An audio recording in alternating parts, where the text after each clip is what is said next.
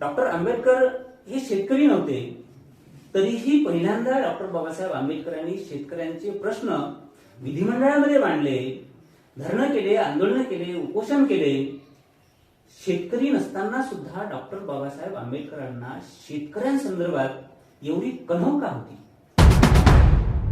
एकही क्षेत्र नाही की त्यांनी त्या ठिकाणाहून बाबासाहेब आंबेडकरांनी कार्य केलं नसेल. आणि शेती देखील हा एक महत्वाचा भाग बाबासाहेब आंबेडकरांच्या एकूणच कार्यकाळामधला राहिलेला आहे. आणि शेतकऱ्यांच्या संदर्भामध्ये त्यांनी वेगवेगळ्या पद्धतीनं कार्य करण्याचा प्रयत्न केलेला आहे. आणि मग हे कार्य करत असताना त्यांनी ते लेखनाच्या माध्यमातून केलं, प्रत्यक्ष कृतींच्या माध्यमातून केलं, प्रत्यक्ष विधिमंडळाच्या ठिकाणी असताना त्या ठिकाणी विधिमंडळामध्ये आवाजाने हे करून विधेयक मांडून काम केलेलं आहे. आणि सभा संमेलने असेल, मोर्चे असतील, या माध्यमातून देखील बाबासाहेब आंबेडकरांनी कार्य करून ठेवलेले आहे.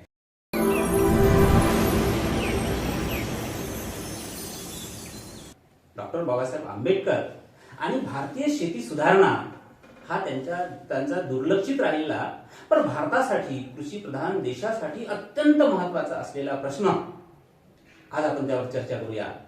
आणि ही चर्चा करण्यासाठी अकोला येथील सुप्रसिद्ध विचारवंत, लेखक, समीक्षक, खर्डे वक्ते प्राध्यापक भास्कर पाटील आपल्या स्टुडिओमध्ये आलेले आहेत. सर, साहित्य संवादच्या या युट्यूब चॅनलवर आपलं खूप खूप स्वागत आहे. धन्यवाद. मित्रांनो, डॉक्टर भास्कर पाटील हे अकोला येथील सुधाकरराव नाईक कला विज्ञान व उमाशंकर खेतान वाणिज्य महाविद्यालय येथे मराठी विभाग प्रमुख आहेत. सांगताना आनंद होतो की संत गाडगेबाबा विद्यापीठ अमरावती येथे मराठी विषयाच्या अभ्यास मंडळाचे ते माजी सदस्य सुद्धा राहिलेले आहेत. आणि त्या अनुषंगाने त्यांनी मराठी आणि मराठी साहित्य विषयाचे अनेक पुस्तकं संपादित सुद्धा केलेले आहेत. मित्रांनो, डॉक्टर भास्कर पाटील हे आपल्या महाविद्यालयीन जीवनामध्ये एम.फिलला मेरिट आहेत. एम.ए. मराठीला त्यांना सुवर्ण पदक मिळालेलं आहे. थॉट्स ऑन आंबेडकर यामध्ये ते प्रथम मेरिट आहे. ही अशी विद्वत्ता घेऊन ते पुढे मराठी कवितेतील डॉक्टर बाबासाहेब आंबेडकर, जागतिकीकरण, मराठी भाषा आणि शासन, समतेचे महाकाव्यासारखे अनेक ग्रंथ निर्माण करतात. आणि मराठी क्षेत्रामध्ये, मराठी साहित्यामध्ये एक उमेदीचा लेखक म्हणून, एक आशावादी लेखक म्हणून, एक परिवर्तनवादी लेखक म्हणून ते आपली ओळख निर्माण करतात. मित्रांनो, डॉक्टर बाबासाहेब आंबेडकर साहित्य रत्न पुरस्कारांसारखे अनेक पुरस्कार त्यांना मिळालेले आहेत. महाराष्ट्राचं एक आशावादी वक्ता, समीक्षक, लेखक, कवी म्हणून महाराष्ट्र आणि मराठी साहित्य आज त्यांच्याकडे पाहते आहे. आनंदाची बात की ते आज आपल्या या विषयावर डॉक्टर बाबासाहेब आंबेडकर आणि कृषी धोरण या विषयावर मनखुलास गप्पा करणार आहेत. सर, निश्चितच बाबासाहेबांचा हा विषय तसा पाहतो म्हटलं तर दुर्लक्षितच राहिलेला आहे.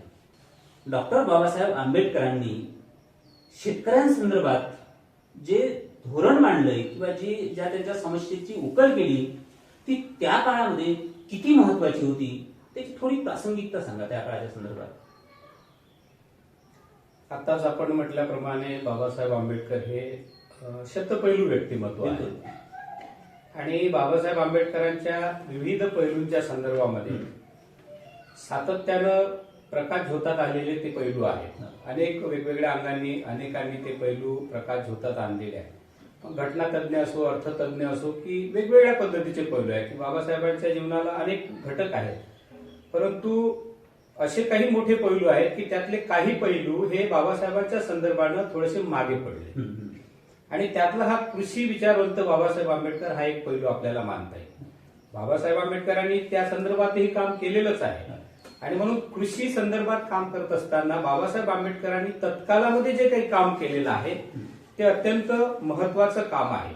आता आपण म्हटल्याप्रमाणे बाबासाहेब आंबेडकरांचा हा जो पैलू आहे हा मागे राहण्याचं कारण आहे कारण बाबासाहेब आंबेडकर हे विविध स्तरावर लढे देत होते, वेगवेगळ्या पद्धतीनं लढे देत होते. सार्वजनिक, सामाजिक आहे, आर्थिक आहे, राजकीय आहे, वेगवेगळे आहेत. परंतु असं एकही क्षेत्र नाही की त्यांनी त्या ठिकाणाहून बाबासाहेब आंबेडकरांनी कार्य केलं नसेल. आणि शेती देखील हा एक महत्वाचा भाग बाबासाहेब आंबेडकरांच्या एकूणच कार्यकाळामधला राहिलेला आहे. आणि शेतकऱ्यांच्या संदर्भामध्ये त्यांनी वेगवेगळ्या पद्धतीनं कार्य करण्याचा प्रयत्न केलेला आहे. आणि मग हे कार्य करत असताना त्यांनी ते लेखनाच्या माध्यमातून केलं, प्रत्यक्ष कृतींच्या माध्यमातून केलं, प्रत्यक्ष विधिमंडळाच्या ठिकाणी असताना त्या ठिकाणी विधिमंडळामध्ये आवाजाने हे करून विधेयक मांडून काम केलेलं आहे. आणि सभा संमेलने असेल, मोर्चे असतील, या माध्यमातून देखील बाबासाहेब आंबेडकरांनी कार्य करून ठेवलेले आहे. आता हे मी नव्यानं सांगत नाही, तर बाबासाहेब आंबेडकरांचे जे अलक्षित पैलू होते ते जेव्हा पुढे येत आहे, ते अभ्यासाच्या माध्यमातून नव्यानं उलगडा होत आहे. त्याचा उलगडा म्हणून मला देखील ते जाणवलेले बाबासाहेब आंबेडकर, मी या ठिकाणी मला कळलेले बाबासाहेब आंबेडकर आहेत आणि ते अभ्यासाच्या माध्यमातून कळलेले आहेत. ते मी थोडंफार मांडण्याचा प्रयत्न मधल्या काळामध्ये केलेला आहे. फार छान सर. म्हणजेच बाबासाहेबांचा हा अलक्षित दुर्लक्षित पैलू जो आहे तो आज आपण उलगडणार आहे. पण या ठिकाणी एक बाब प्रकर्षाने जाणवते की भारत हा कृषीप्रधान देश आहे. भारताला फार मोठी कृषीची परंपरा आहे. पण भारतामध्ये आज जवळपास शेतकऱ्यांच्या 6 लाख आत्महत्या झालेल्या आहेत, ते त्याच्या कर्जबाजारीपणामुळे. महाराष्ट्राचा जेव्हा आपण विचार करतो तेव्हा महाराष्ट्रामध्ये 3.5 लाखापर्यंत शेतकऱ्यांच्या आत्महत्या झालेल्या आहेत. शेतकरी हा जगाचा पोशिंदा आहे असं म्हणत असताना शेतकऱ्याची एवढी दुरवस्था का, हा प्रश्न मला वाटते पहिल्यांदा आधुनिक काळामध्ये डॉक्टर बाबासाहेब आंबेडकरांनी वैज्ञानिक पद्धतीने, घटनात्मक पद्धतीने मांडण्याचा प्रयत्न केला. जेव्हा हे आपण पाहतो सर, तेव्हा मला एक प्रश्न पडतोय की डॉक्टर बाबासाहेब आंबेडकरांचे वडील हे सुभेदार होते. डॉक्टर आंबेडकर हे शेतकरी नव्हते, तरीही पहिल्यांदा डॉक्टर बाबासाहेब आंबेडकरांनी शेतकऱ्यांचे प्रश्न विधिमंडळामध्ये मांडले, धरणं केले, आंदोलन केले, उपोषण केले. शेतकरी नसताना सुद्धा डॉक्टर बाबासाहेब आंबेडकरांना शेतकऱ्यांसंदर्भात एवढी कणव का होती? फार छान प्रश्न विचारलाय तुम्ही. बाबासाहेब आंबेडकर शेतकरी नव्हते हे आपण मान्य करतोच. ते बाबासाहेब आंबेडकर स्वतःही मान्यच करत होते की शेतकरी नाही किंवा माझे कुटुंब शेतकरी नव्हतं.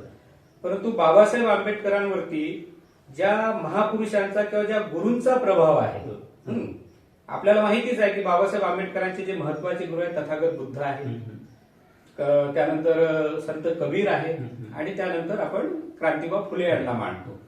तर आपण जर विचारांची सांगड जोडायला गेलो तर आपल्याला बुद्धापर्यंत जात आहे की बुद्धाला सर्वोत्तम भूमिपुत्र मानलेलंच आहे आणि शेतकऱ्याचा पुत्र म्हणून बुद्धाला मानलं जातं. आणि मग असं म्हटलं जातं की बुद्धाच्या एकूण कार्यकाळामध्ये त्यांच्या शेतीमध्ये 500 नांगरं एकाच वेळेला चालत होते असंही मानलं जातं. म्हणजे इतका मोठा शेतकरी आणि शेतीबद्दल सामान्यांची कणव असणारा बुद्धाचा विचार. बाबासाहेब आंबेडकर तर बुद्ध विचाराचेच होते. बुद्धाचा लहानपणापासून 10व्या वर्गापासून आपण पाहतो तो प्रभाव त्यांच्यावर पडलेलाच होता. म्हणून मला असं वाटतं की त्या शेतकऱ्याचा प्रभाव बुद्ध काळातील शेतीचा आणि बुद्धाच्या विचारांचा प्रभाव कदाचित बाबासाहेबांवर पडला. आणि पुढे जाऊन आपण पाहिलं तर लक्षात येतं की क्रांतिबा फुले या देशातले महान शेतकऱ्यांचे एक महत्वाचे विचारवंत आणि कृतिशील नेते आहेत आणि ते देखील बाबासाहेब आंबेडकरांचेच गुरु आहेत. आणि मग बाबासाहेब क्रांतिबा फुले यांनी गुलामगिरी असेल, शेतकऱ्याचा आसूड असेल यासारखे ग्रंथ आणि प्रत्यक्ष शेतकऱ्याच्या वेशामध्ये जाऊन इंग्रज सरकार पुढे आंदोलन करणे, राजापुढे जाऊन आंदोलन करणे किंवा शेतकऱ्याची अवस्था दर्शवणे, याचा प्रभाव कुठेतरी बाबासाहेब आंबेडकरांवरती पडला. आणि म्हणून बाबासाहेब आंबेडकरांना देखील शेतकऱ्यांबद्दल कणव निर्माण झाली. आणि शेती हा इथला एक फार महत्वाचा घटक आहे आपण म्हटल्याप्रमाणे, कारण आपला पोशिंदा जगाचा असं मानतो आपण. म्हणून कदाचित बाबासाहेब आंबेडकरांनी शेतकऱ्यांच्या संदर्भात आपण कृतिकार्य केलं पाहिजे आणि त्याची गरज आहे देशाला, या पद्धतीनं करण्याचा प्रयत्न केलेला आहे. फार छान सर. म्हणजे तुम्ही आधुनिक काळावर जो प्राचीन काळाचा प्रभाव आहे, अर्थात डॉक्टर बाबासाहेब आंबेडकरांच्या कृषी नीतीवर बुद्धाचा प्रभाव आहे, हा जो सहसंबंध जोडला, हा निश्चितच गुरु शिष्य परंपरेला शोभेल, साजेसा आणि तो वास्तवामधला आहे.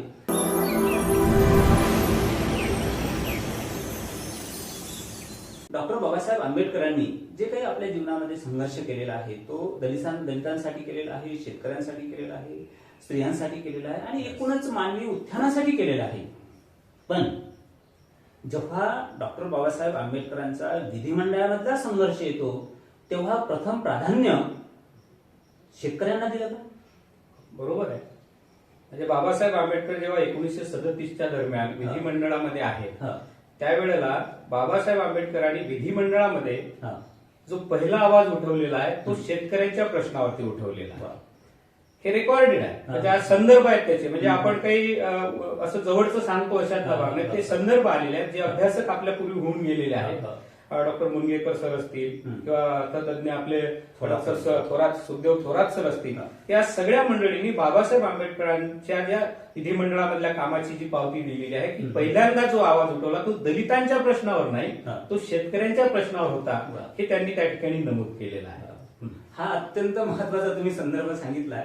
तो यासाठी संदर्भ महत्वाचा आहे की आजही बरेच लोक डॉक्टर बाबासाहेब आंबेडकरांना विशिष्ट मर्यादेमध्ये ठेवून दलितांचे बाबा असं एक मर्यादित करतात. मग असं लक्षात येते की डॉक्टर बाबासाहेब आंबेडकर कायदे मंत्रीपदाचा राजीनामा हे ओबीसीसाठी देतात, हिंदू कोड बिल मान्य झालं नाही म्हणून देतात. ते जसे स्त्रियांसाठीचे डॉक्टर बाबासाहेब आंबेडकर होतात, ओबीसीसाठीचे डॉक्टर बाबासाहेब आंबेडकर होतात. आपल्या मुद्द्यावरून असं जाणवलं की शेतकऱ्यांचे डॉक्टर बाबासाहेब आंबेडकर हा दुर्लक्षित मुद्दा या ठिकाणी फार व्यक्त करताना फार आनंद होतो आणि बाबासाहेबांचं एक वेगळं आणि शेतकऱ्यांच्या उत्थानाचं कार्य केलेला मुद्दा हा इथे समोर आलेला दिसतो. शेतकऱ्यांचा वैज्ञानिक प्रगतीने विकास व्हावा, पारंपरिक शेती न करता त्यांनी विज्ञाननिष्ठ शेती करावी आणि म्हणून त्यांचा भर मला वाटतं की शेती हा राष्ट्रीय उद्योग झाला पाहिजे असं ते म्हणायचे. यामागे त्यांची भूमिका काय होती सर? बघा, शेती हा शेतकऱ्याच्या संदर्भात असं म्हटलं जातं की शेती परवडतही नाही आणि ती सोडवली जात नाही. म्हणजे अनेक शेतकऱ्यांना ती परवडतही नाही परंतु ती सोडवली जात नाही. कारण हा देश हा कृषीप्रधान देश मानला जातो आणि या देशातला बहुतांश भाग किंवा बहुतांश जनसंख्या जी लोकसंख्या आहे ती शेतीवरच अवलंबून आहे. बाबासाहेब आंबेडकर हे मूलतः अर्थशास्त्रज्ञ आहे, अर्थशास्त्री आहे आणि अर्थशास्त्रज्ञ असल्यामुळं बाबासाहेब आंबेडकर शेतीकडे देखील वेगळ्या अंगाने पाहतात. कारण त्यांना भारतात म्हणजे ते पाश्चात्य देशामध्ये जरी शिकले असले तरी त्यांचं मूळ आणि कुळ हे सगळं भारतामध्ये आहे आणि त्यांना इथल्या समस्या माहिती आहे आणि म्हणून त्यांना माहित होतं की इथला शेतकरी जर सुखी झाला तरच राष्ट्र सुखी होऊ शकते. शेतकरी सुखी होणं म्हणजे राष्ट्र सुखी होणं. राष्ट्राच्या उत्पन्नामध्ये भर टाकणारा सगळ्यात मोठा जर कुठला उद्योग असेल तर तो शेती आहे. बाबासाहेब त्याला उद्योग म्हणतात. शेतीला निवड सामान्यतः असं गृहीत धरत नाही, त्याला उद्योग म्हणतात आणि म्हणून त्यांची भूमिका होती की शेती हा राष्ट्रीय उद्योग म्हणून सरकारनं जाहीर केला पाहिजे, शेतीला राष्ट्रीय उद्योगाचा दर्जा दिला पाहिजे. अशा पद्धतीची बाबासाहेबांची भूमिका होती. इथे आपल्याला बाबासाहेब आंबेडकरांमधला अर्थशास्त्रज्ञ देखील दिसून येतो. कृषी संदर्भात विचार करत असताना म्हणजे नफ्या तोट्याचा विचार करणारा जो अर्थशास्त्रज्ञ असतो तो कृषीच्या संदर्भात डॉक्टर बाबासाहेब आंबेडकर इथे दिसून येतात. आणि म्हणून असं लक्षात येते की त्यांनी मला वाटते पीक विमा संदर्भात सुद्धा की शेतकऱ्यांना जेव्हा दुष्काळी वातावरण निर्माण होतं, दुष्काळ पडतं, अवर्षण पडतं, तेव्हा त्यांना पीक विमा सुद्धा मिळावा यासाठी सुद्धा त्यांनी एका पुस्तकाच्या प्रस्तावनेमध्ये आपले विचार मांडलेले होते आणि पुढे जाऊन शेतकऱ्यांना आज पीक विमा मिळते आहे. मला एक सांगा सर की अलीकडे शेतकऱ्यांचे अनेक संघटना झालेले आहेत पण त्या काळामध्ये 1930, 35, 40च्या काळामध्ये शेतकऱ्यांचं संघटन व्हावं आणि संघटनात्मक पद्धतीने शेतकऱ्यांनी आपला लढा द्यावा असा काही विचार डॉक्टर बाबासाहेबांनी वगैरे मांडला होता का? मांडला. बाबासाहेब आंबेडकरांनी शेतकऱ्यांच्या संघटना संदर्भातही विचार मांडलेला आहे, वृत्तीशील कार्य केलेलं आहे, विचारच मांडलेला नाही. मधल्या काळात 33 ते जवळपास 39 या दरम्यान महाराष्ट्रामध्ये कोकणामध्ये बऱ्यापैकी शेतकऱ्यांचे संप चालले. संप आणि आंदोलने जवळपास 6 वर्ष चालल्याच्या नोंदी आहेत. आणि मग बाबासाहेब आंबेडकर त्याच काळामध्ये कार्य करत होते. म्हणजे बाबासाहेबांचा एकूणच कार्याचा 1920 नंतर आपण मानतोच की बाबासाहेब आंबेडकर ते कार्य करतच होते.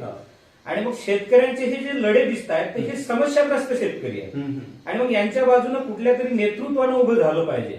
बाबासाहेब आंबेडकर त्या काळामध्ये स्वतंत्र मजूर पक्ष देखील चालवतच होते.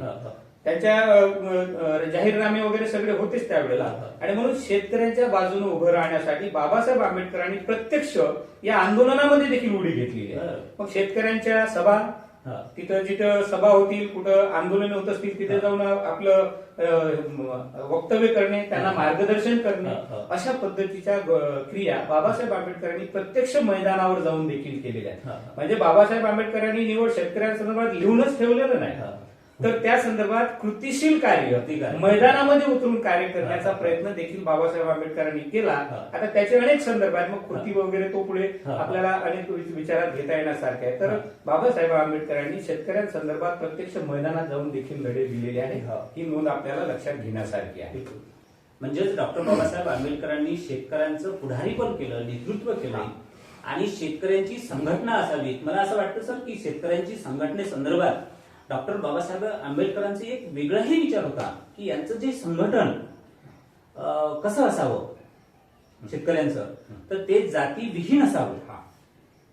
मला वाटतं हाही मुद्दा फार महत्वाचा आहे. जातीविहीन हा मुद्दा फार महत्वाचा आहे. कारण बाबासाहेब आंबेडकर एक प्रकर्षानं मांडत होते शेती संदर्भात की शेतकऱ्याला दुसरी कुठली जात नाही, शेतकरी हीच त्याची जात आहे आणि शेती करणे हा त्याचा धर्म आहे. बाबासाहेब आंबेडकरांचं स्पष्ट मत होतं. शेतकऱ्याची स्वतंत्र जात नाही. जरी आपल्या भारतीय व्यवस्थेमध्ये आपण वेगवेगळ्या जातीमध्ये, धर्मामध्ये जरी विभागलो गेलो असलो, तरी शेतकरी म्हणून त्याची एकच शेतकरी ही जात आहे आणि शेतीवर प्रेम करणे, त्याचं उत्पादन करणे हाच त्याचा धर्म आहे. या निष्ठेनं जर शेतकरी एकत्र आला तर त्याला पुढे अधिक काही वेगळं करता येईल, अशी देखील बाबासाहेब आंबेडकरांची भूमिका होती. आणि ही त्या काळामधली फार मोठी भूमिका होती. बिलकुल बिलकुल. कारण जेव्हा या अँगलने आपल्याला बाबासाहेब किती देशभक्ती त्यांच्यामध्ये कणाकणामध्ये रुजलेली होती. कारण हा संबंध जो प्रकार आहे तो या भारत देशाला एकत्र करण्याचा, एकसंघ करण्याचा आणि इथला जो मूळ आहे शेती, शेतकरी, तर तो विकसित करण्याचा त्यांचा मानस होता. आणि म्हणून मित्रांनो, डॉक्टर बाबासाहेब आंबेडकरांचं मला एक विधान आठवतंय की चिपळूणच्या त्या सभेमध्ये, शेतकऱ्यांच्या सभेमध्ये, जातीविहीन, धर्मविहीन असलेल्या शेतकऱ्यांच्या सभेमध्ये डॉक्टर बाबासाहेब आंबेडकरांनी एक वक्तव्य केलं होतं. ते म्हणाले होते की तुमच्यामधला एखादा शेतकरी, एखाद्या शेतकऱ्याचा मुलगा मला प्राईम मिनिस्टर झालेला पाहायचा आहे.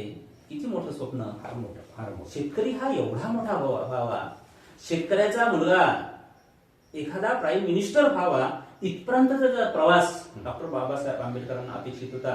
निश्चितच डॉक्टर बाबासाहेब आंबेडकरांचं हे शेतकऱ्यांविषयीचं पुढारीपण या ठिकाणी आपल्याला लक्षात येतं.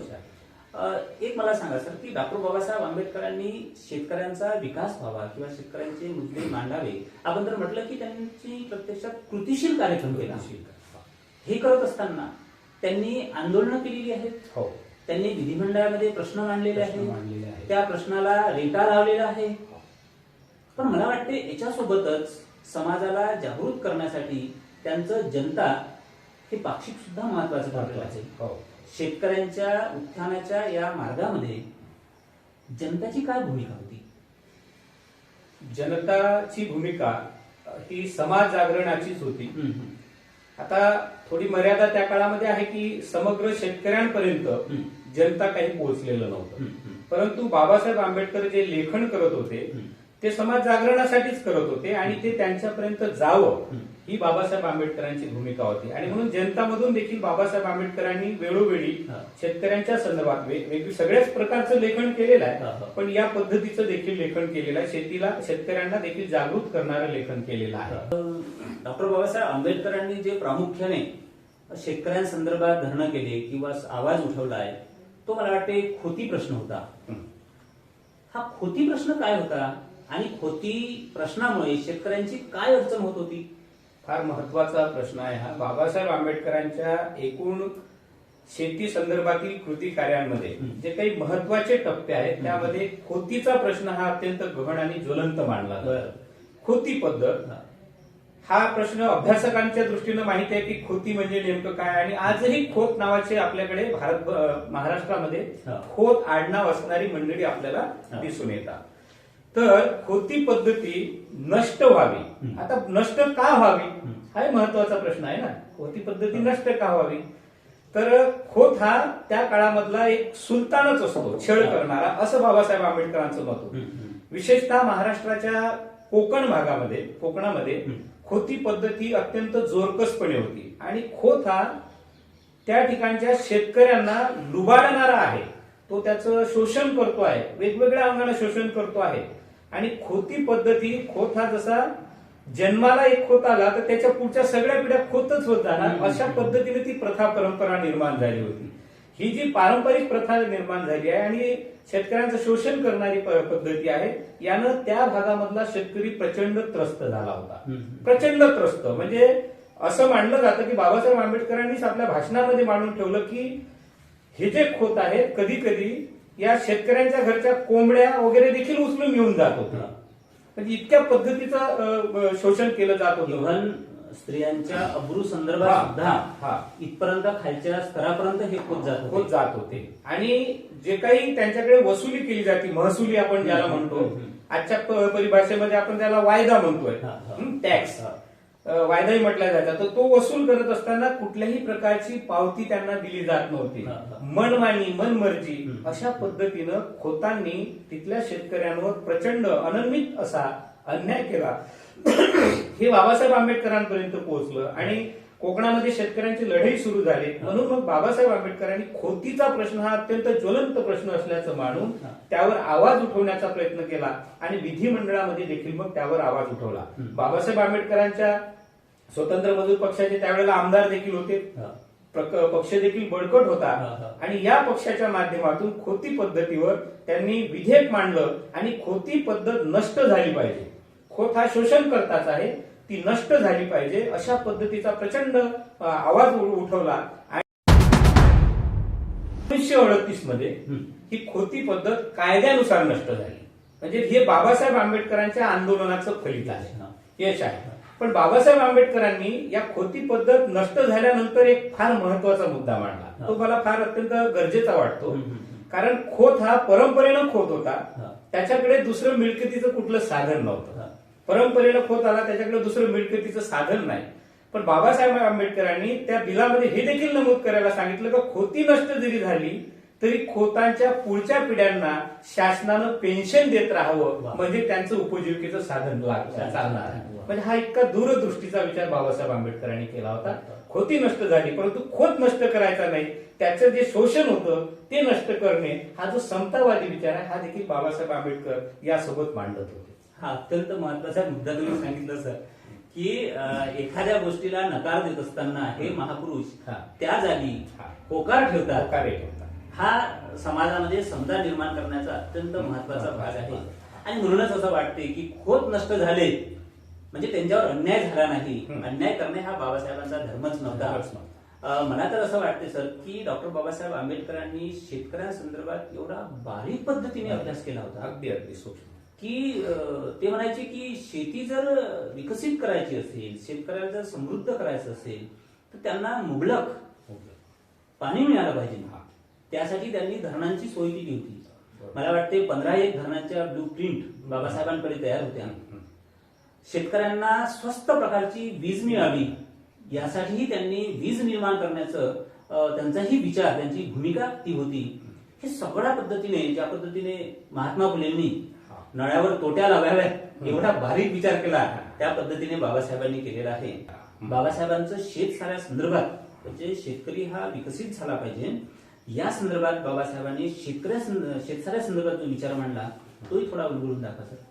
हा शेतसाऱ्याचा प्रश्न हा देखील बाबासाहेब आंबेडकरांनी आपल्या अजेंड्यावर घेतला होता. शेती संदर्भात तत्कालामध्ये शेतसाऱ्याचा प्रश्न देखील हा एक मोठाच प्रश्न होता. कारण शेतीचं उत्पादन कसं निघतं आणि शेतसारा किती घेतला जातो हा एक महत्वाचा मुद्दा बाबासाहेब आंबेडकर जाणून होते. तत्कालामध्ये केसरीमध्ये एक महत्वाचा लेख आला की शेतसाऱ्याचा प्रश्न. मग म्हणजे शेतसारा किती असावा अशा पद्धतीचा एक लेख 1918 मध्ये केसरीमध्ये छापून आला आणि त्याला उत्तर म्हणून मग अभ्यासक या नात्यानं बाबासाहेब आंबेडकरांनी शेतसाऱ्याचा प्रश्न असं एक दीर्घ लेख लिहून हा शेतसारा कसा आपल्याला हे करता येईल या पद्धतीने उत्तर दिलेलं होतं. आता शेतसारा हा कसा असावा, तत्कालामध्ये इंग्रज सरकार आहे आपल्याकडे आणि इंग्रज सरकार असताना शेतसारा घेत असताना जमिनीचा जो व्यापकता आहे, जमिनीची व्यापकता आहे, मोठी जमीन आहे, पण ती टिकाऊ किती आहे हम्म. हा एक महत्वाचा मुद्दा हा, होता. हा. म्हणजे जमिनीचं धारण क्षेत्र मोठं आहे, हा. परंतु पिकणार किती, हम्म. आणि मग शेतसारा हा जमिनीवर लागला हा. जायचा, ती उत्पादन किती देते यावर नाही. मग बाबासाहेब आंबेडकरांनी भूमिका मांडली की हा शेतसारा आहे की काय आहे. म्हणजे तुम्ही शेतसारा घेता, दंड आहे की शेतसारा आहे तो? हा. म्हणजे शेतीत तुमच्याकडे जेवढं उत्पादन येत असेल हम्म. त्या उत्पन्नावर तुम्ही शेतसारा लावला पाहिजे. सरसकट जमिनीवर शेतसारा लावू नये, यामध्ये शेतकऱ्याचं शोषण आहे. हा. सरसकट हा. मग त्याला इन्कम टॅक्स, आजच्या भारत सरकारच्या इन्कम टॅक्सचं हे दिलं. हा. हा. जितकं तुमचं इन्कम आहे, हा. उत्पन्न आहे, हा. त्यावरच तुम्हाला टॅक्स लागतो की नाही. हा. हा. मग जर ती शेती उत्पादनच देत नसेल आणि एखाद्याच्या नावावर जर भरपूर शेती आहे, हा. तर त्या सगळ्या शेतीवर जर तुम्ही टॅक्स लावत हा. असाल तर तो अत्यंत चुकीचा आहे. हा. या पद्धतीची मांडणी बाबासाहेब आंबेडकरांनी त्या काळामध्ये शेतकऱ्यांच्या बाजूने केली आहे. हा. यामध्ये सर एक अत्यंत महत्वाचा मुद्दा आहे, थोडा मी याला समोर येऊ इच्छितो की बाबासाहेबांनी जसं की शेतकऱ्याच्या उत्पन्नावर टॅक्स लावलेला आहे, हा.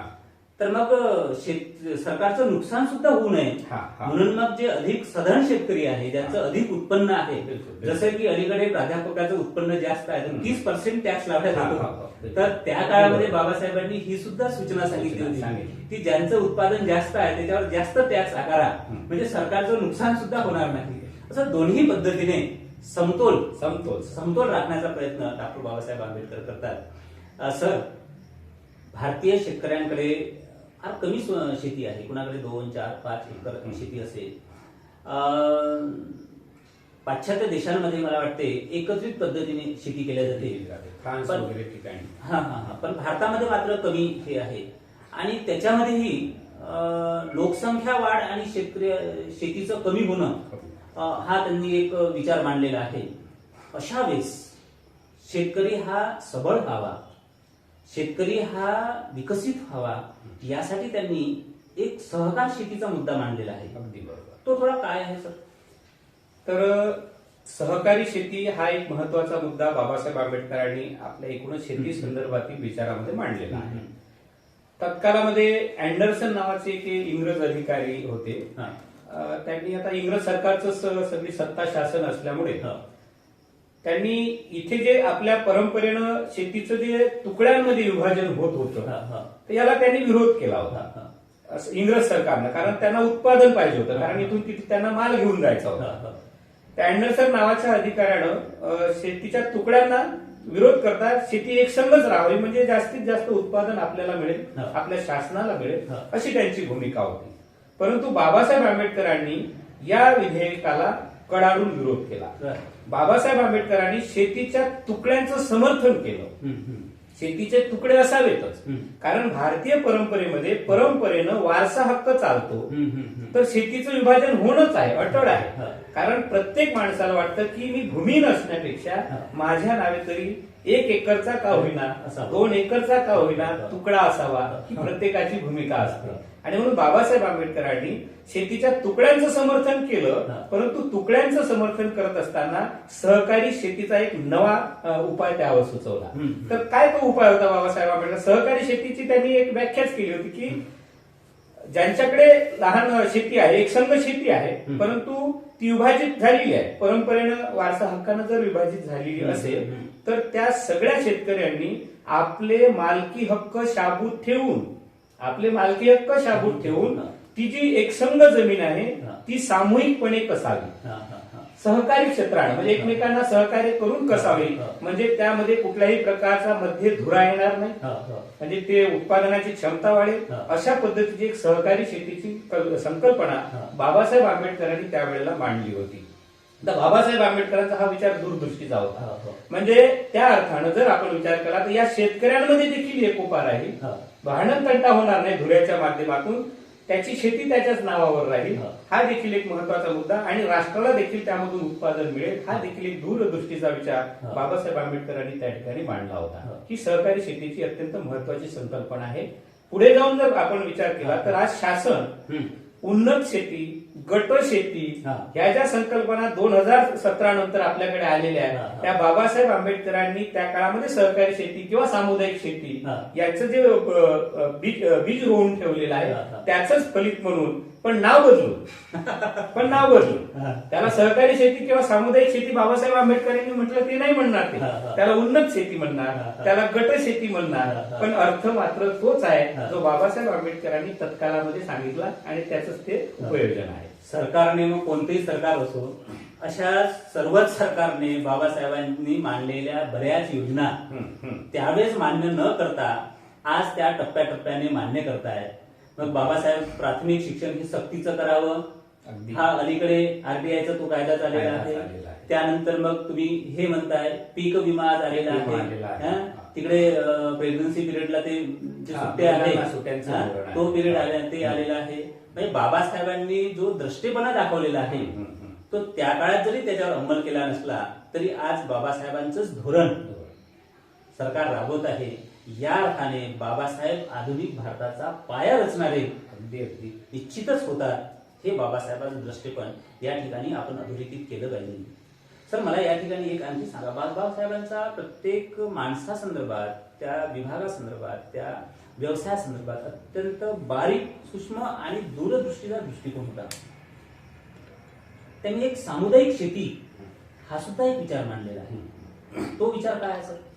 हा सामुदायिक शेती देखील हा सहकारी शेतीला जोडून असणाराच भाग आहे. परंतु या सामुदायिक शेतीवर शासनानं कंट्रोल करावं. शासनानं ती अधिकारामध्ये घेऊन वाटप करावी. सहजासहजी शेतकरी सहकारी शेती करायला तयार होतील की नाही, भांडण तंटे होण्याची शक्यता असते. कारण भाऊबंदकीमध्ये देखील शेतीच्या तुकड्यांवरनं भांडणं होतात. तर त्यावर सामुदायिक शेती या संकल्पनेमध्ये बाबासाहेब आंबेडकर म्हणतात की आपण शासनानं ती अधिपत्याखाली घेऊन त्या सगळ्या कुळांना ती कसण्यासाठी द्यावी आणि त्या पद्धतीने त्यांच्यामध्ये भांडण तंटी होणार नाही. आणि सामुदायिक शेतीचा विचार केल्यानंतर जे राष्ट्राला अपेक्षित आहे, तुकड्यांमध्ये तर राहणारच आहे, म्हणजे ते तुकडे राहतील. सहकारी शेतीचाच तो पुढचा टप्पा आहे. अशा पद्धतीनं शासनाच्या अधिपत्याखाली ती सगळ्यांना वाटप करण्यात यावी, अशा पद्धतीचा विचार त्या सामुदायिक शेतीमध्ये बाबासाहेब आंबेडकरांनी मांडला होता. निश्चितच बाबासाहेबांचा सामुदायिक शेतीचा विचार असेल, सहकार शेतीचा विचार असेल, त्याही पेक्षा सरांनी सांगितले की शेतकऱ्यांना मुबलक पाणी मिळावं हा विचार असेल, मुबलक वीज मिळावी हा विचार असेल. हा विचार बाबासाहेबांनी त्या काळामध्ये मांडून ठेवलेला आहे. सर, मला असं वाटतं की त्या काळामध्ये बाबासाहेबांचे यापैकी हे जे दृष्टेपण आहे, हे दृष्टेपण कदाचित त्या काळाला सोसवलं नाही, मानवलं नाही. आणि म्हणून बाबासाहेबांचे बरेच विचार फाईलबंदच राहिले आहेत. म्हणून आजही मोठ्या प्रमाणात लोडशेडिंग होत आहे. शेतकऱ्यांना रात्रीचं शेतामध्ये अंधारामध्ये पाणी द्यावं लागते आहे. हे सगळे प्रश्न आज आवासून उभे आहे. आपण सुरुवातीलाच म्हटलं आहे की भारतामध्ये साधारणतः 6.5 लाखापर्यंत शेतकऱ्यांच्या कर्जामुळे आत्महत्या झालेल्या आहेत. मला असं वाटतं की बाबासाहेबांचा सहकार शेतीचा, सामुदायिक शेतीचा उपाय जर त्या काळात मांडला असता तर आज ही अवस्था आली नसती. मला हे सांगा सर, सत्य शेवटी, की डॉक्टर बाबासाहेब आंबेडकर शेतकऱ्यांचे उद्धार करते म्हणून तुम्ही आमच्या प्रेक्षकांसमोर कसं मांडाल? बघा, बाबासाहेब आंबेडकरांनी विविध पैलूंवरती काम केलेलं आहे. हे आता सर्वज्ञात झालेलं आहे. म्हणजे ते अभ्यासाच्या माध्यमातून पुढे आलेलं आहे आणि ते जगभर ख्यातकीर्त झालेलं आहे. आपण शेती संदर्भात म्हणतो, तर आपण शेती संदर्भात हा जो बाबासाहेब आंबेडकरांचा अलक्षित राहिलेला पैलू होता, या पैलूला आता अनेक अभ्यासकांनी प्रकाश झोतात आणलेला आहे. म्हणजे बाबासाहेब आंबेडकर आणि शेती याचा काही संबंधच नव्हता, अशा पद्धतीची एक धारणा मधल्या काळामध्ये होती. कारण बाबासाहेबांचा आणि शेतीशी काय संबंध, आपल्याला कल्पनाच आहे की बाबासाहेब आंबेडकरांचा आणि स्वातंत्र्य लढ्याचा काय संबंध, असं मांडणारा एक वर्ग देखील होता. त्याला देखील आम्ही अभ्यासकांनी उत्तरं दिलेली आहेत, कशा पद्धतीच्या स्वातंत्र्य लढ्यामध्ये सहभाग होता. पण शेतीसाठी बाबासाहेब आंबेडकरांनी केलेलं हे सगळं कार्य तत्कालामध्ये झाकोळलं गेलेलं होतं. ते प्रकाशात आलं नव्हतं. बाबासाहेब आंबेडकरांचं इतकं मोठं कार्य आहे की ते अजूनही खूप अंशी बाहेरच यायचं आहे. ते आता हळूहळू बाहेर येत आहे. हा शेती संदर्भातील विचार हा देखील त्याच पद्धतीचा आहे. आपल्याला कल्पना आहे की भारताचे पहिले कृषी मंत्री भाऊसाहेब देशमुख, पंजाबराव देशमुख आणि बाबासाहेब आंबेडकर हे दोघं सोबती आहेत. विचारानुसोक्ती आहे, ते कृषी मंत्री आहेत, हे कायदा मंत्री आहेत, हा. एका पक्षामध्ये बिरारमध्ये सोबत राहिलेले आहे. हा. इतकं जवळीकतेचं नातं आणि विचार विनिमय करून तो एक शेतकऱ्याचा मुलगा आहे भाऊसाहेब देशमुख, आणि बाबासाहेब आंबेडकरांना शेतकऱ्यांच्या संदर्भामध्ये सगळ्या प्रश्नांची जाण बारकाव्यानं होती.